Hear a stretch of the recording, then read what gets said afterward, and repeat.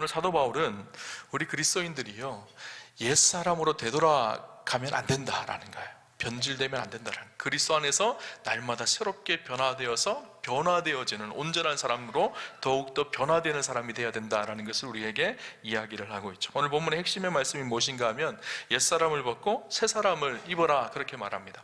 그런데 그렇게 해야 될 이유가 무엇인지를 그 전에 설명을 하는데 17절에 보면 그러므로로 접속사로 연결되어져 있죠. 그러면 그 전에 내용이 나온다는 거예요. 그 전에 핵심 내용이 13절부터 15절까지 말씀인데 이렇게 기록합니다. 우리가 다 하나님의 아들을 믿는 것과 아는 일에 하나가 되어서 온전한 사람을 이루어 그리스도의 장성한 분량이 충만한 데까지 이르리니, 이는 우리가 이제부터 어린아이가 되지 아니하며 사람의 속임수와 간사한 유혹에 빠져 온갖 교훈의 풍조에 밀려 요동하지 않게 하려 함이라. 오직 사랑 안에서 참된 것을 하여 범사에 그에게까지 자랄지라. 그는 머리니 곧 그리스도라. 사도 바울은 우리에게 어떻게 권면을 하고 있는가 하면요, 너희가 신앙생활을 오래 하면 할수록 어린아이에 머물러 있으면 안 된다는 거예요. 그리스도의 장성한 분량까지 자라가야 된다는 거예요. 믿음의 성장이 있고 거룩한 변화를 이루어 가야 된다. 그것을 위해서 우리가 옛사람을 날마다 벗고 새사람을 입어야 된다라고 말합니다. 그런데 많은 그리스도인들이 안타깝게도 변질되어지는 성도가 있다는 거예요. 옛사람을 쫓아서 다시 신앙에 회귀하는 나쁜 구습을 쫓아 살아가는 그리스도인들이 있다는 것을 얘기합니다. 17절에 보니까 이렇게 얘기하죠. 그러므로 내가 이것을 말하며 주 안에서 증언하노니 이제부터 너희는 이방인이 그 마음에 허망한 것을 행함같이 행하지 말라. 이방인들은 누구죠? 하나님을 알지 못하는 사람들이죠. 하나님을 알지 못하는 그 사람들이 따라가는 그 삶으로 너희가 다시 되돌아가지 말아라, 그렇게 말합니다. 예수 믿고 변화된 삶이 있으면 변화된 삶을 살아야 되는데 다시 옛사람으로 돌아가는 그런 변질되는 일을 하지 말라, 그렇게 말합니다. 그렇게 하나님 없이 살아가는 사람들의 특징이 무엇인지를 쭉 이야기를 하거든요. 17절에 보면 허망한 것으로 행함같이 행하지 말라, 그렇게 말하죠. 그러면 무슨 말일까요? 예수를 믿으면서도 하나님 없는 사람들이 허망한 것 같이 행하는 것처럼 허망하게 행한다는 거예요. 여러분, 하나님 없는 사람들의 특징이 무엇인가 하면요, 허망이고 허무입니다. 세상의 즐거움과 쾌락을 쫓아서 열심히 살아갑니다. 그것이 인생의 진정한 행복을 줄 알 것이라고 생각을 합니다. 그러나 그 끝이요, 결코 행복이 아니라 허망이고 허무입니다. 여러분, 예수 믿으면서도 인생이 허무하십니까? 인생의 참된 행복을 누리지 못하십니까? 이유는 간단합니다. 우리의 마음속에 옛것이 가득하기 때문이에요. 세상에 대한 욕망과 욕심과 정욕이 여전히 가득하기 때문인 것이죠. 그 허망함으로 사는 사람들이 이유가 있습니다. 18절에 뭐라고 얘기하는가 하면 그들의 총명이 어두워지고 그들 가운데 있는 무지함과 그들의 마음이 굳어짐으로 말미암아 하나님의 생명에서 떠나 있도다. 총명이 어두워졌다, 그렇게 말합니다. 지각이 어두워졌다라는 거예요. 여러분, 하나님은 빛이십니다. 빛이신 하나님께 가까이 가면 가까이 갈수록 모든 것이 다 선명하게 드러나고 알게 되어집니다. 그러나 하나님과 멀어지면 멀어질수록, 빛이신 주님과 멀어지면 멀어질수록 어두워집니다. 캄캄해집니다. 어떤 분은 그러실지 몰라요. 목사님, 하나님 알지 못하고 하나님 안 믿는 사람들도 총명한 사람들 많던데요, 지혜롭고 지식이 많은 사람들 많던데요, 그렇게 말할지 모르겠어요. 그들이 세상 속에서는 지혜롭고 지식이 많은 것처럼 보여지지만, 여러분, 하나님을 알지 못한다는 가장 큰 지식을 잃어버렸다면 사실은 지혜와 지식이 있다고 할 수가 없죠. 보다 중요한 생명의 길, 구원의 길, 하나님 나라와 영원한 삶을 알지 못한다면, 온 세상을 창조하신 창조주 하나님, 온 세상을 통치하시는 하나님을 알지 못한다면 그들이 진짜 지식을 가지고 있는 것일까요? 하나님이 만드신 이 세상 속에 살아가면서도 이 세상이 어떻게 생겨났는지를 모르는 무지 속에 살아가죠. 돈이 있고 지식이 있고 명예와 권력이 있다고 하더라도 하나님 없는 인생의 결론은요, 허무입니다. 허망함인 것이죠. 그러나 하나님 아래 살아가는 사람들은 무엇이 열리는가 하면요, 지각이 열립니다. 천지 만물 속에 스며있는 하나님의 손길을 바라보게 되어져. 꽃 한 송이를 봐도요, 꽃 한 송이가 그냥 보이지 않습니다. 그 꽃 한 송이 속에 스며있는 하나님의 놀라운 신비를 봅니다. 꽃을 연구하는 학자가 아무리 탁월하게 꽃을 연구하고 꽃에 대해서 잘 분석한다고 하더라도 하나님이 없으면 그것은 그냥 물질일 뿐이에요. 그러나 하나님을 아는 사람은 꽃에 대해서 학적으로는 잘 모르지만 꽃 속에 스며있는 하나님의 놀라운 은총과 영광과 섭리를 그 속에서 바라보며 살아계신 하나님을 찬양합니다. 하늘을 바라봐도 하늘 속에 온 세상 만물을 창조하신 하나님의 영광과 아름다움을 고백하고 하늘의 해와 달들 속에 스며있는 하나님의 뜻을 바라보는 새로운 지각이 열린 것이죠. 하나님을 알기 때문에. 다윗이요 그래서 뭐라고 고백하는가 하면 시편 8편에 이렇게 얘기합니다. 여호와 우리 주여, 주의 이름이 온 땅이 어찌 그리 아름다운지요, 주의 영광이 하늘을 덮었나이다. 하늘을 바라보면서요, 그냥 하늘이네 이렇게 말한 것이 아니라 하늘 속에 스며있는 하나님의 그 영광과 신비가 온 세상을 덮었습니다. 대단한 표현을 하죠. 3절 4절에 보니까 이렇게 얘기합니다. 주의 손가락으로 만드신 주의 하늘과 주께서 베풀어 두신 달과 별들을 내가 보오니 사람이 무엇이기에 주께서 그를 생각하시며 인자가 무엇이기에 주께서 그를 돌보시나이까. 하늘을 바라보고 그 위에 있는 해와 달과 별들을 바라보면서 그 속에 스며있는 하나님의 놀라운 신비와 은혜를 찬양합니다. 그리고 그 창조주이신 하나님이 하찮은 미물 같은 내 인생을 사랑하시고 나를 돌아보시는 것이 놀랍고 기이한 일처럼 여겨지는 것이죠. 총명함이 열린 거예요. 지각이 열린 것이죠. 하나님을 바라보는 사람들이 그렇다라는 거예요. 또 옛사람을 따르며 하나님 없는 인생의 특징이 계속 나오는데 19절을 보니까 이렇게 얘기합니다. 그들이 감각 없는 자 되어 자신을 방탕과 방임하여 모든 더러운 것을 욕심으로 행하되 감각 없는 자가 되어진다라는 거예요. 여러분, 감각 없는 자가 어떤 의미일까요? 느껴도 아프지 않는 사람, 아무런 느낌이 없는 사람. 여러분, 우리가 누군가가 때렸을 때 몸에 병이 들면 아프다는 것을 느끼는 것이 축복입니다. 아프다는 것을 느끼지 못하면요, 아픈 것을 모르고 점점 죽어가는 거예요. 아프다는 것을 느끼기 때문에 빨리 이것을 치료해야 되겠다 생각이 들고 삶을 바꾸거나 병원에 가거나 하던 것이죠. 근데 아픈 것을 느끼지 못하면요, 그렇게 느끼지 못하다 죽는 거거든요. 감각 없는 거거든요. 그게 대표적인 감각 없는 병이 있죠. 문둥병이죠. 성경에서 말하는 문둥병은요, 손이 다 썩어져 들어가고 다리가 다 썩어져 들어가도 아프지가 않는 병이에요. 그렇게 썩어 들어가다 죽는 거예요. 그냥. 그러니까 자기가 자각하지를 못하는 거예요. 하나님 없는 인생이 그렇다라는 거예요. 죄에 대해서 자각하지 못합니다. 그래서 쾌락과 정욕을 쫓지만 나는 괜찮다라는 거예요. 그래서 성경에 보니까 방탕하게 살고 방임한다는 거예요. 방임한다는 말이 무슨 말인가 하면요, 돌보거나 간섭하지 않고 내버려 둔다는 거예요. 자기가 죄악을 걸어가며 죄악 속에 머물러 살아가지만 자기가 죽어가고 있는, 영적으로 죽어가고 있다는 사실을 모르고 그냥 내버려 둔다는 거예요. 좀 쉽게 표현해 볼게요. 우리가 예수를 믿다가 주일날 나와서 하나님 앞에 예배드리고 주님을 만나는 은혜를 누리다가 어떤 일로 해서 교회를 빠졌어요. 그러면 주일날 예배를 안 드리는 것이 참 마음에 걸리거든요.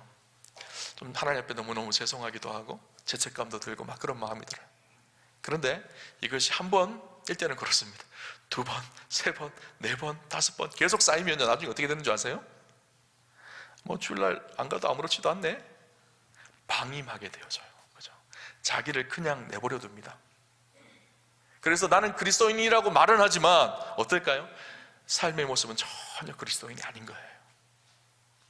자기의 영혼은 죽어가고 있음에도 불구하고 자기가 죽어가고 있다는 사실을 모르는 거예요. 죄도 마찬가지입니다. 처음에는 작은 죄에도 아주 예민하고 민감합니다. 그런데 이 죄가요, 계속 반복적으로 우리의 삶 속에 들어와서 이것이 쌓이고 쌓이면요, 어떻게 될까요? 마음이 굳어져요. 그 죄 앞에 자신을 방임합니다. 뭐 이런 죄 져도 하나님 괜찮네요, 그렇게 말하면서 그냥 살아갑니다. 그러다 보면 자기가 말로는 그리스도인이라고 말하면서 자기의 삶은 사망을 향해 가고 있는 거예요. 죽음을 향해 가고 있는 거예요. 마치 문둥병에 걸려서 온몸이 썩어 들어가는 것처럼 신앙의 양심이 썩어 들어가고 우리의 영혼이 썩어 들어가고 죽음을 향해 달려가는 것이죠. 여러분, 살충기 아시죠? 여름에 되면 벌레들이 불을 밝혀 놓습니다. 그러면 벌레들이 뭣도 모르고 불을 향해 달려가다가 그냥 전기가 흐르게 하잖아요. 그래서 벌레가 그 속에 들어가면 어떤 소리가 나죠? 탁탁탁 소리가 나잖아요. 전기 축적에 죽는 거예요. 뭣도 모르고 감각이 없는 거예요. 느낌이 없는 거예요. 내가 저쪽으로 가면 잘 살 것 같은 거예요. 더 좋아 보인 거예요. 내 인생에 참된 행복이 있는 것 같은 거예요. 그래서 그쪽으로 돌진해서 달려갑니다. 그러다가 자기도 모르게 죽는 거예요. 사탄은요, 우리의 삶 속에 늘 살충기들을 만들어 놓고 있어요. 야, 그쪽으로 가면 더 잘 살아. 그쪽으로 가면 더 행복해. 네 인생 괜찮아질 거야. 그쪽으로 마구마구 달려가게 합니다. 그런데 어느 순간 탁 하고 부딪히는 순간이 있어요. 그러면 더 이상 일어날 수가 없는 상황이 되어지는 것이죠. 자신을 방임하며 그쪽으로 내버려 둔 거예요. 아까 서두에 말씀드렸던 것처럼 유명한 목사님이나 탁월한 크리스찬이 그렇게 되어진 것, 그 일들이요, 여러분 갑자기 일어났을까요? 아니에요. 처음에는 이만큼 해보니까 괜찮네, 이 정도는 괜찮네, 자기를 자꾸 방임한 거예요. 그러니까 나중에 돌이킬 수 없는 상황이 되어진 것이죠. 여러분, 우리의 삶도 마찬가지입니다. 그렇게 우리의 삶이 변질되어져 가는 거예요. 그렇다면 변화의 삶은 어떤 삶일까요? 변화의 삶, 성숙하여서 날마다 그리스도를 닮아가는 삶을 위해서 오늘 성경은 아주 심플한 답을 우리에게 줍니다. 20절을 한번 볼까요? 20절에 뭐라고 기록하는가 하면 이렇게 기록합니다. 오직 너희는 그리스도를 그같이 배우지 아니하였느니라. 무슨 말일까요? 너희가 그리스도를 배운 대로 행하라는 거예요. 그런데 너희가 배운 대로 행하지 않았기 때문이라는 거예요. 여러분, 사실 우리가 배운 대로 행하면요, 세상이 너무나 밝게 바뀔 거라는 생각이 들어요. 사실 우리의 문제는 무엇인가 하면요, 신앙적으로나 사회적으로나 배운 대로 행하지 않기 때문이거든요. 재미있는 책이 있습니다. 로버트 폴검의 수필 중에 내가 정말 알아야 할 모든 것은 유치원에서 배웠다라는 수필이에요. 그 내용을 보면 유치원에서 익힌 소중한 습관 10가지를 기록하는데, 첫 번째, 무엇이든지 나누어 가져라. 두 번째, 정정당당하게 행동하라. 세 번째, 남을 때리지 말아라. 네 번째, 물건을 항상 제자리에 놓아라. 다섯 번째, 내가 어지럽은 것은 내가 깨끗이 치워라. 여섯 번째, 남의 물건에 손대지 말아라. 일곱 번째, 남의 마음을 상하게 했을 때 미안하다고 먼저 말하라. 여덟 번째, 밥 먹기 전에 손을 씻어라. 아홉 번째, 용변 후 변기물을 내려라. 열 번째, 밖에 나가서는 차 조심하고 손을 꼭 잡고 서로 의지하라. 여러분, 아주 우리가 유치원에서 배우는 간단한 거잖아요. 근데 문제는, 수많은 문제들이 뭔지 아세요? 유치원에서 배운 걸 지키지 않기 때문이에요. 유치원에서 무엇이든지 나누어라. 정정당당하게 행동하라. 남을 때리지 마라. 이렇게 늘 우리가 유치원에 어렸을 때부터 배웠던 것을요, 어기고 살아갑니다. 그러니까 수많은 문제들이 나오죠. 여러분, 신앙생활도 마찬가지예요. 우리가 주일마다 듣는 말씀, 신앙생활하면서 성경을 읽으면서 배웠던 아주 심플한 진리, 그 진리를 우리가 지키지 않고 살아가는 거예요. 그러니까 수많은 문제들이 일어나죠. 오늘 성경은 우리에게 이야기합니다. 그렇게 변화된 삶을 살아가기 위해서 우리가 지켜야 될 중요한 말씀이 있다는 것을 사도 바울이 우리에게 권면하는데요, 22절부터 24절까지 말씀 우리 같이 한번 볼까요? 같이 한번 읽어보도록 하겠습니다. 같이 보겠습니다. 너희는 유혹의 욕심을 따라 썩어져가는 구습을 따르는 옛사람을 벗어버리고 오직 너희의 심령이 새롭게 되어 하나님을 따라 의와 진리의 거룩함으로 지으심을 받은 새 사람을 입으라. 그렇게 말합니다. 구습의 옛사람을 벗고 새 사람, 그리스도 안에서 새롭게 지음받은 새 사람을 입으라는 거예요. 벗고 입으라는 거예요. 그죠? 무엇에 비유하고 있죠? 옷에 비유하고 있어. 옷에. 그죠? 구습을 벗어버리라고 말합니다. 여러분, 구습이 뭐죠? 옛날 습관이에요. 옛날 습관이 무슨 의미일까요? 예수를 믿기 이전에 우리의 죄된 습관들 말합니다. 여러분, 우리가 예수 믿고 나서 우리가 변화된 존재거든요. 하나님께서 저와 여러분을 의롭게 여겨주셨거든요. 그래서 하나님의 친백성이 되게 하셨거든요. 그런데 이제 그렇게 변화된 우리의 삶 속에 하나님께서 마땅히 원하시는 것이 무엇인가 하면 변화에 합당한 삶을 사는 거예요. 그런데 많은 사람들이요, 예수 믿고 변화된 존재로 우리를 여겨주셨음에도 불구하고 옛사람, 구습관, 제약된 습관을 쫓아서 살아갑니다. 변화가 일어나지 않는 거예요. 자꾸 과거로 회귀하는 거예요. 그래서 믿음으로 산다는 것이 무엇일까요? 새로운 습관을 기르는 거예요. 변화된 삶에 합당한 습관을 기르는 것이 믿음으로 사는 거거든요. 이런 말이 있습니다. 그리스도 안에서 새로운 습관을 만드십시오. 새로운 습관이 인격을 바꿉니다. 인격이 바뀌면 인생이 바뀝니다. 우리 한번 스크린 같이 한번 읽어볼까요? 같이 한번 읽겠습니다. 시작.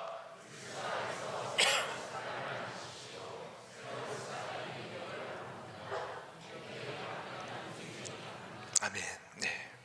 그리스도 안에 새로운 습관을 만드십시오. 그런데 습관을 바꾼다는 것이요, 쉽지 않습니다. 우리 그런 말 있죠? 3살 버릇이 8까지 간다. 안 바뀌거든요. 그죠? 그래서 필요한 것이 있어요. 뭘까요? 훈련이에요. 훈련. 습관을 바꾸는 훈련이 필요한 거예요. 여러분, 출애굽한 이스라엘 백성들이 한번 생각을 해봅시다. 그들이 400년 동안 애굽의 종으로 살았거든요. 400년 동안 애굽의 종으로 살면서 어떤 버릇이 생겼을까요? 어떤 습관이 생겼을까요? 자기는 종이라는 거예요. 별 볼 일 없는 인생이라는 습관이 생긴 거예요. 그러니까 매사에 부정적이고 원망과 불평이 가득했습니다. 근데 그들을 하나님께서 어떻게 하셨죠? 출애굽하셨어요. 홍해를 건너서 이제는 하나님의 백성이 되게 하셨어요. 더 이상 노예가 아니라는 거예요, 너희는. 근데 그들 안에 있었던 구습이 있는 거예요. 400년 동안 젖어왔던 이 습관이요, 벗어지지 않아요. 그러니까 광야 생활하면서 어떻게 할까요? 늘 원망하고 늘 불평하는 거예요. 그 습관이 벗어지지 않으니까. 그래서 하나님께서 어떻게 하실까요? 광야에서 이스라엘 백성들을 훈련시키셨어요. 원래 애굽에서요, 이집트에서 가나안까지 거리가요, 걸어서 12일 정도, 약 2주만 하면 갈 수 있는 거리거든요. 북쪽 길로 걸어가면. 근데 하나님께서 어떻게 하시죠? 40년 동안 광야에서 이스라엘 백성들을 뺑뺑뺑뺑 돌리세요. 왜 그랬을까요? 하나님의 백성답게 하나님 나라를 이루어가기에 살기에 합당한 모습으로 그들의 옛 습관을 훈련하신 거예요. 그것을 벗어버리도록 하신 거예요. 그래서 하나님의 백성답게 살아갈 수 있도록 그들을 새로운 습관을 입히시는 작업이 그 작업이었던 거예요. 오늘 우리 신앙생활도 마찬가지입니다. 우리 하나님께서 부르셔서 저와 여러분을 하나님의 자녀 되게 하셨어요. 그런데 우리는 옛 습관을 계속 쫓아 사는 거예요. 그런데 늘 옛 습관만 바라보며 살아가요. 그러니까 변화가 없죠. 어떻게 해야 될까요? 나에게 주신 새로운 습관이 무엇인지를 알아야 돼요. 그래서 훈련을 하고 성경 공부도 하고 제자 훈련을 하는 거예요.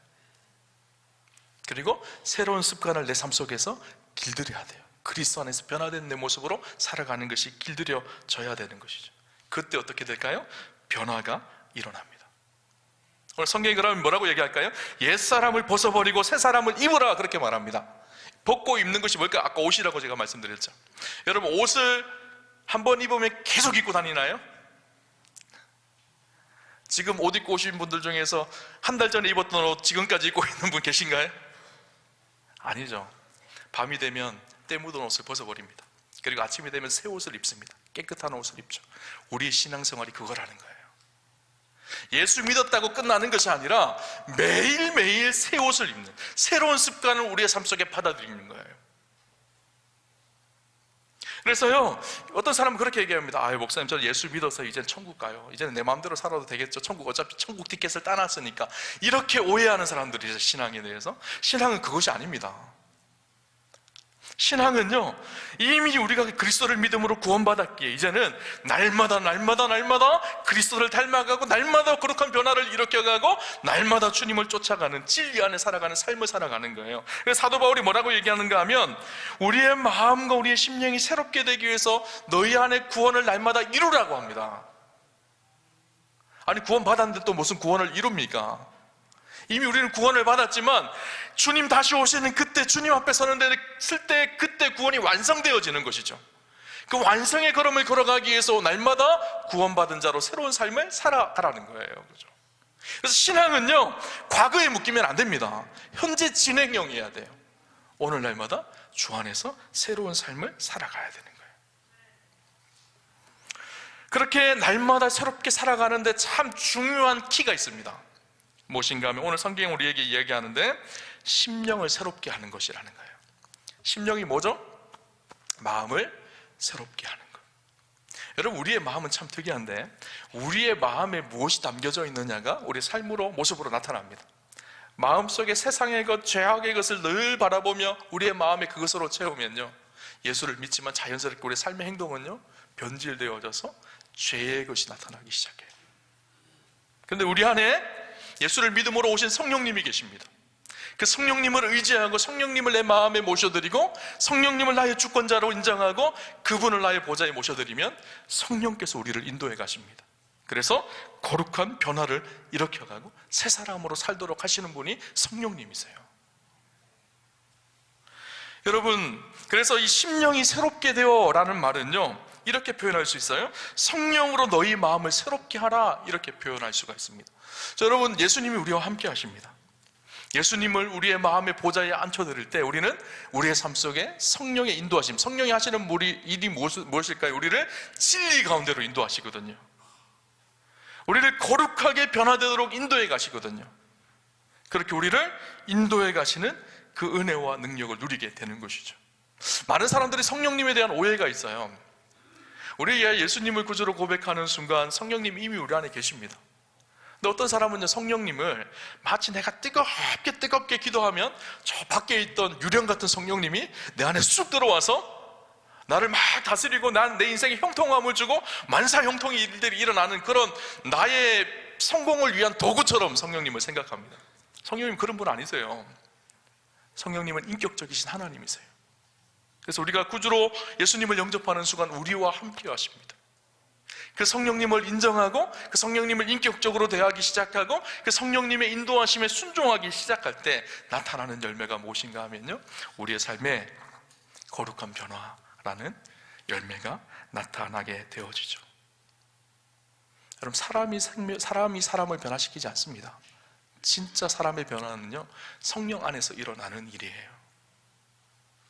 여러분, 저는 목회자로서 목회 여러 사역들이 많이 있죠. 그 중에 가장 중요한 사역 한 가지가 바로 설교라고 생각합니다. 그래서 이렇게 부르고 싶었어요. 설교 일주일에 주일날 30분 설교하잖아요. 이 30분 설교는요, 하나님이 주신 마법의 시간입니다.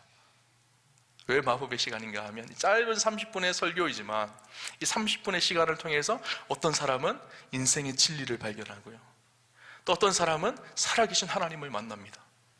어떤 사람은 낙심했던 사람들은 그 낙심에서 일어날 수 있는 힘을 얻습니다. 하나님의 살아계심을 누리는 시간이 짧은 30분의 시간이거든요. 그래서 30분의 설교의 시간은요, 마법의 시간이에요. 그런데 그 마법의 시간을 누가 일으키는지 아세요?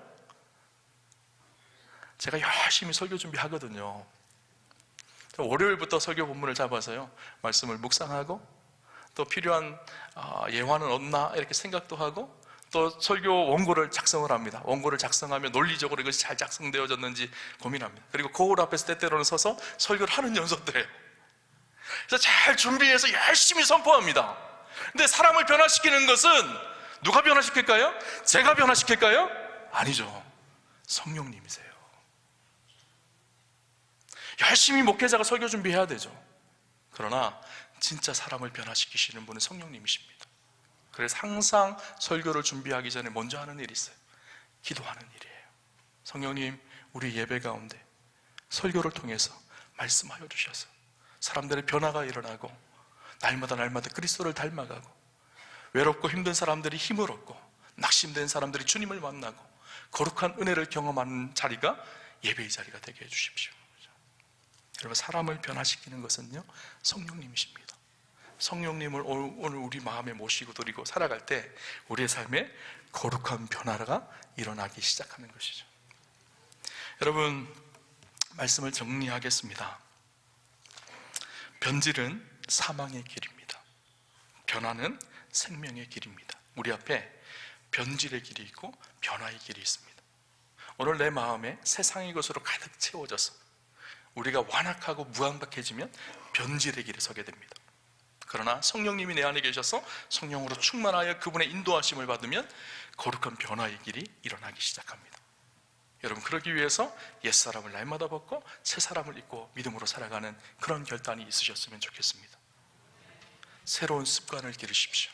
믿음의 습관을 가지고 놀라운 변화를 경험하는 우리 사랑하는 우와 함께 성도님들 다 되시기를 주님 이름으로 축원합니다.